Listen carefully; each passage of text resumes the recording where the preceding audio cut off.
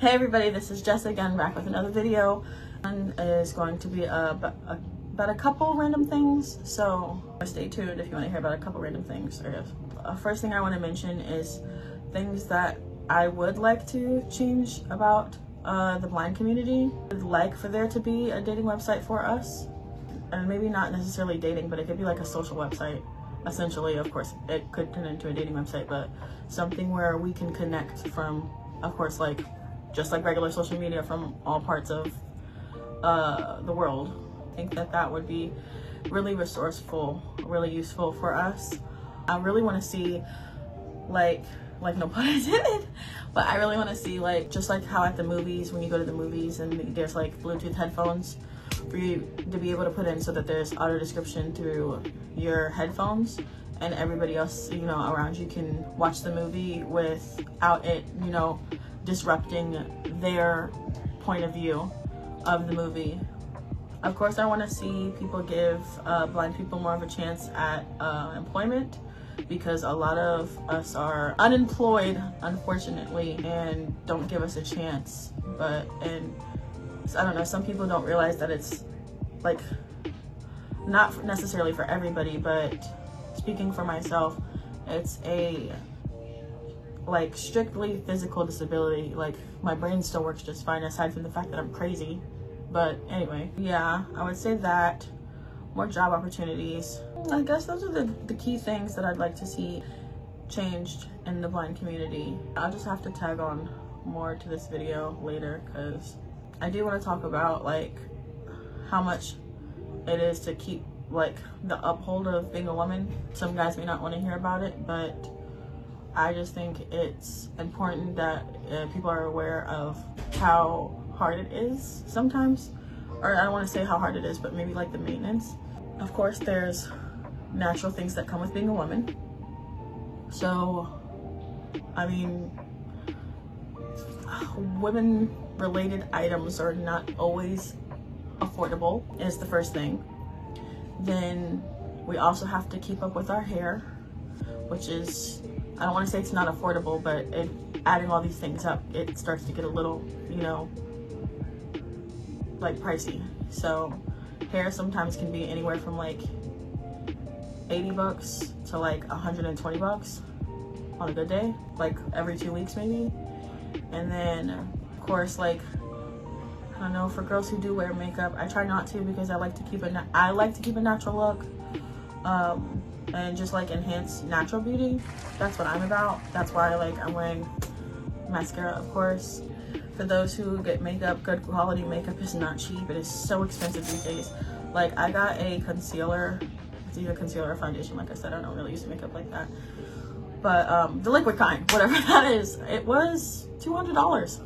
And of course, I'm trying to make sure that I buy good quality mascara, and I get mine from, it's not Dior, Sephora, and I really like mine. I think that it works well, and that is, I think it was like 35 bucks a stick, and it's still lasting me. I've had it since last year, so it still lasts me.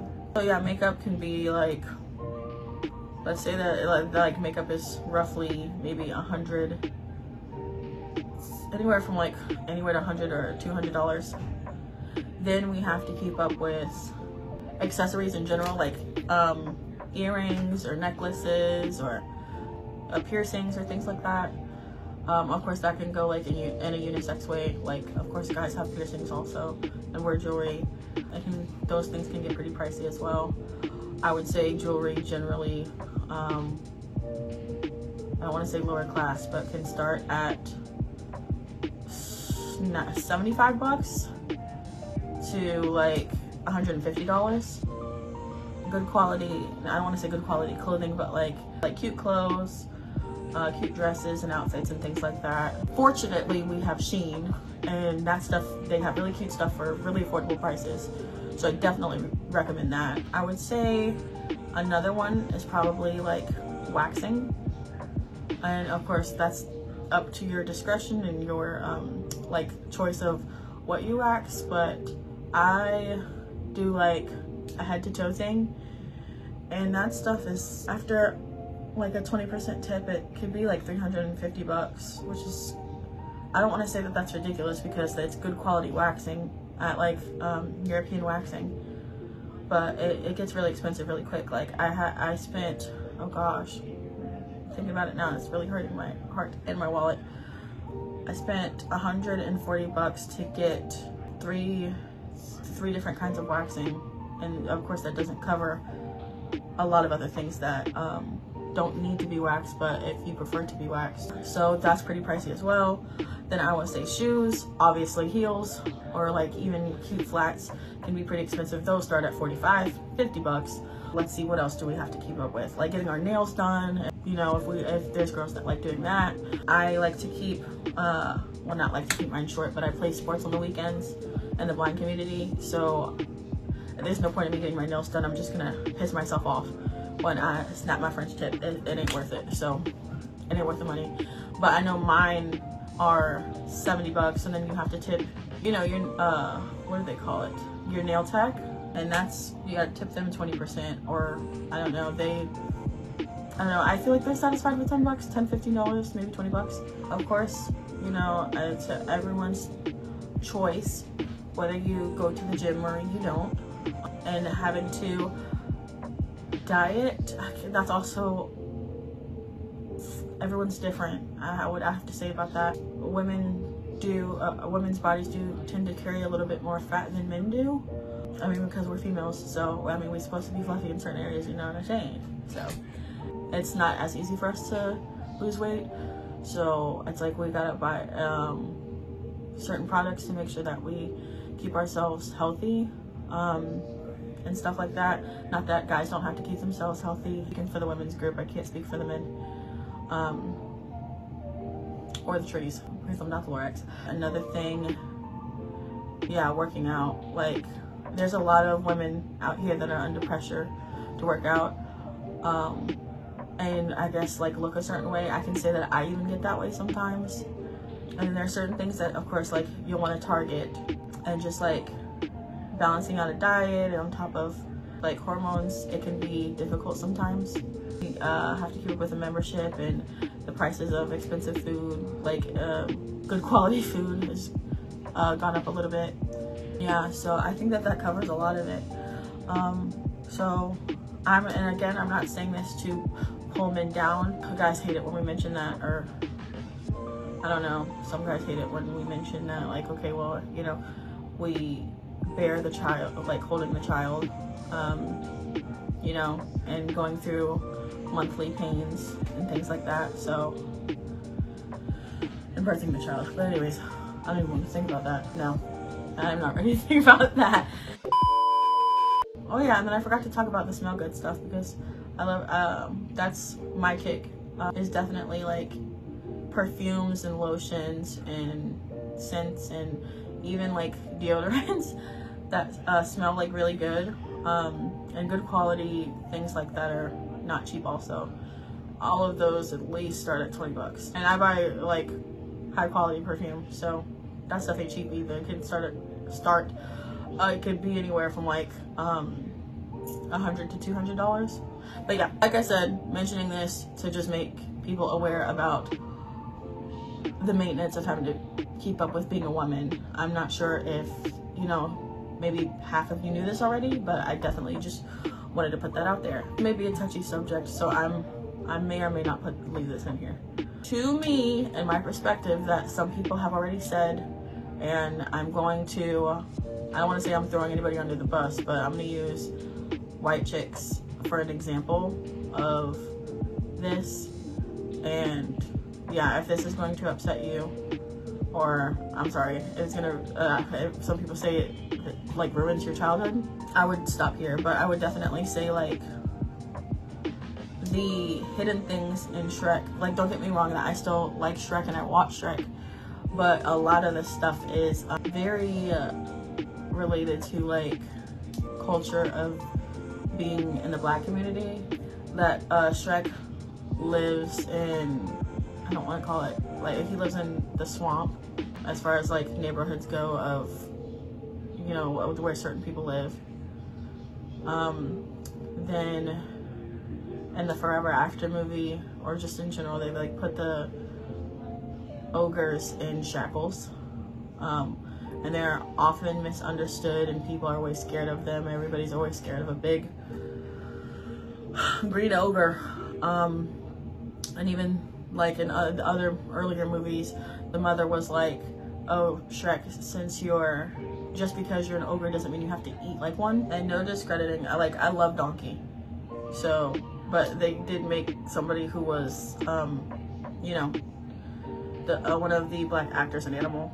I don't know, that's something to consider as well, but I wouldn't change a thing about Donkey. I love Donkey. These are observations, like I said. And I actually know somebody personally. This is what also kind of made me aware, aside from the white chicks thing that I mentioned, where he was like, what does he say? He was like, I got off the table looking like freaking Shrek. So, yeah, I'm not gonna say anything further about that. I mean, obviously this has been like, maybe like what you would call a conspiracy theory that's kind of out there. But yeah, no, when Fiona turns into an ogre, she reminds me so much of somebody that I know. And she's such a beautiful person. Like, one of my mixed girlfriends, oh gosh, I mean, she's so beautiful. Like her, I mean, and then of course, like the body of the ogres is kind of more built. I'll say for the men, of course I'm talking about the men right now, but the body is more built, it's more bulk, like beefy. I hope I'm not offending anybody else when I say that, but it looks like built like black men are. And because there's a build to you know, African Americans, it's too similar. And I don't know, the names of the babies is also kind of, I would say it's a dead giveaway. I don't know, Angus is kind of out there. I won't say it's out there, it's definitely like Irish, like the tone of, not the tone, but the accent of Shrek's voice. But yeah, Fiona is very pretty. Of course, she is a wonderful woman during the day, but then by night she's an ogre. But her features just look like those, I don't know, beautiful features of like a black woman. Like, just, I don't know, you'll have to look at it and see if you're willing, from my point of view. Change the skin tone to like that beautiful melanin. Yeah, it's too relatable if you just think about it like that, I guess, to make things more simple. And from my standpoint, excuse me. And then they also whip the ogres to work. And then they also whip Donkey to change the music. I don't know if they actually whip donkeys in real life. I don't know, in medieval times or whatever time you'd call it. So I would say that that's something that I realized. And I wouldn't say that it ruined my childhood. It just, I don't know, I was kind of shocked, because I don't think that a ogre idea necessarily just came out of nowhere for the inspiration of Shrek.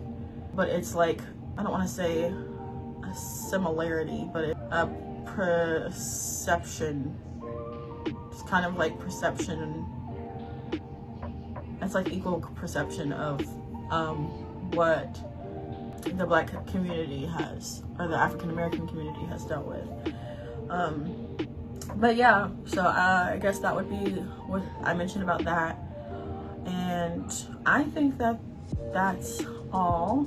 So yeah, I'm gonna let you guys go, and I guess I will see you guys next time. Thanks, bye.